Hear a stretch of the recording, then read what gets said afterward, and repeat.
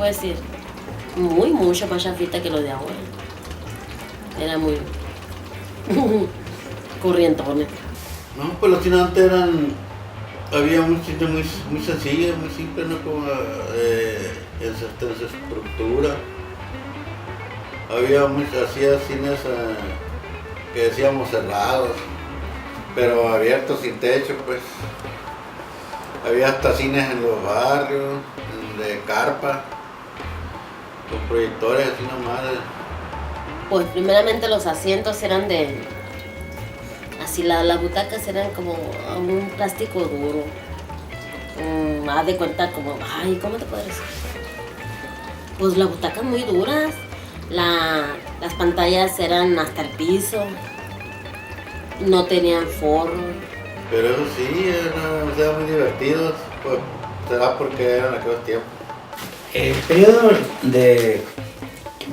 tú me preguntas, es precisamente un periodo conocido como de auge en el cine mexicano. La industria norteamericana se había distraído en otras cosas durante el periodo de guerra y habían dejado de abastecer a los mercados tradicionales de habla hispana. Entonces México creció de sobremanera y generó un pequeño Star System de la mano de Pedro Infante, de la mano de Dolores del Río, María Félix, las figuras del periodo conocido como de oro, ¿verdad?, del cine mexicano. Corazón, yo tengo tentación de un beso. ¿Qué me dice usted de la fábrica clandestina de alcoholes que tuvo hace años? ¿Qué le digo? Sí. ¿Que me la dejó mi papá? ¡Confiesa! Los de la fábrica, sí. ¿Y que era clandestina? Seguro, era clandestina, pero legalita. ¿Cómo legal?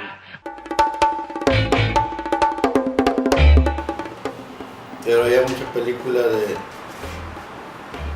de policíacas, había películas de muchas de vaqueros, que la mayoría de la gente, para la gente más pobre, la gente más de clase media, que le gustaba más. Me acuerdo, nosotros íbamos al cine en aquel tiempo, todavía me tocó ver hasta películas mudas. Había películas mudas a pura seña. Con Pedro Infante. Había muchos que eran desde las películas vaqueras. Pues había Pedro Infante, Fernando Casanova, Pedro Armendáriz. Pues venía Mario Almada, Luis Aguilar, La María Félix. Silvia Pinal. Después más después ya hubo otros artistas más nuevos, que la Lucha Villa, la Amalia Mendoza, la Lola Beltrán.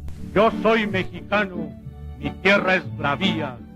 Palabra de macho que no hay otra tierra más linda y más brava que la tierra mía. Sin embargo, ese periodo es muy corto.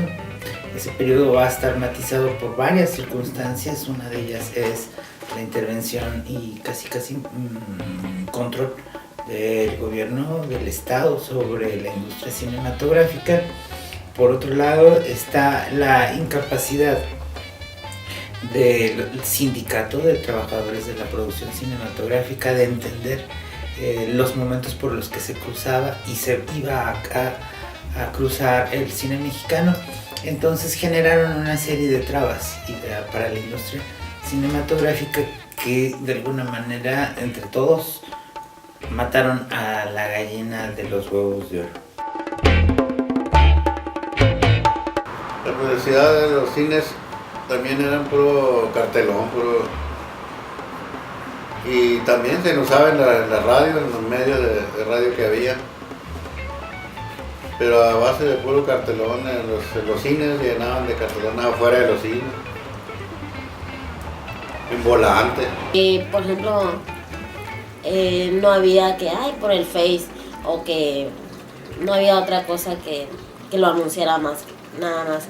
Si ibas al centro, ahí te dabas cuenta que estaban las películas. O había un carro que pasaba por las colonias, fulano Díaz,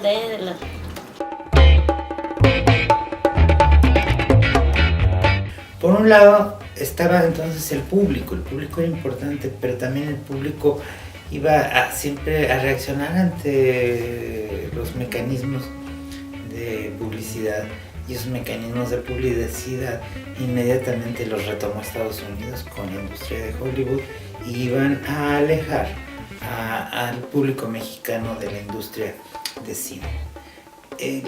Hubo algunas estrategias para de alguna manera reactivar al cine mexicano desde la década de los 60 en los que ya se veía que entraba en crisis, pero era una crisis de alguna manera manejable en aquellas décadas que son los 60, los 70.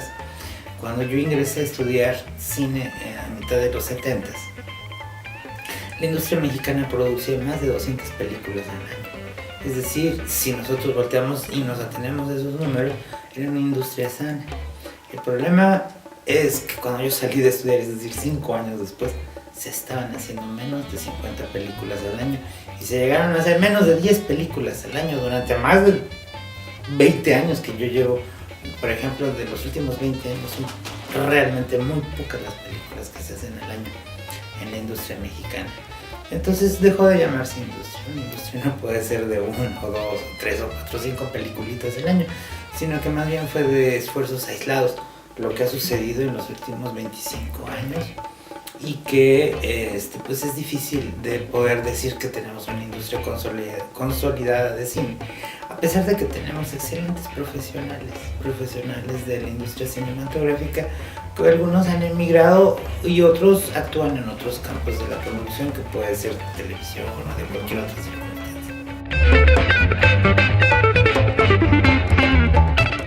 Pues ahora, no sé, pero casi son muy, ¿cómo le dicen?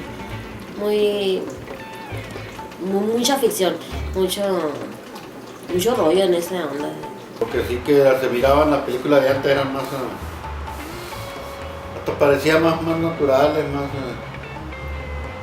más real la cosa, más todo el tema o la historia que representaba la película parecían más reales, con menos violencia, menos desastrosa. Pues ahora ya existe mucho la violencia, la maldad, todas las películas.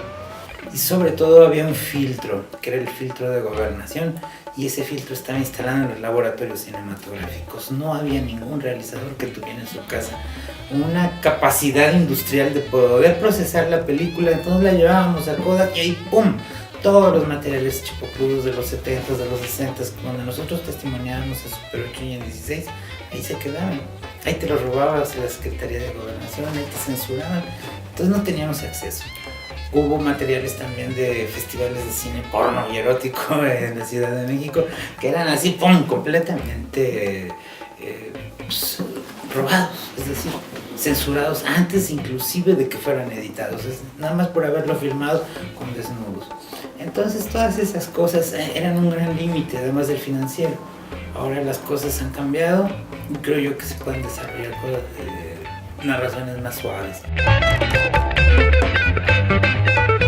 ¿Cuál es el futuro? Pues el futuro es que ya el cine no va a ser como lo que nosotros vimos antes, en el siglo pasado, sino que se va a hacer más particular y cada quien la va a consumir sobre demanda.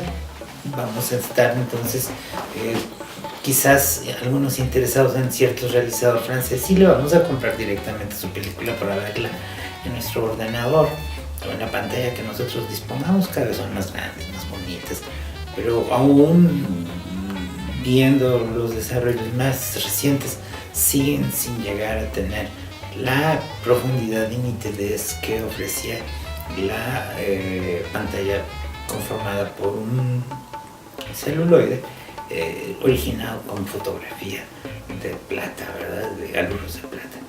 Así que seguirá el desarrollo tecnológico y ya no va a haber público para el cine mexicano, sino va a haber público, como siempre, para el buen cine. Y va a haber público para las malas películas, ¿no?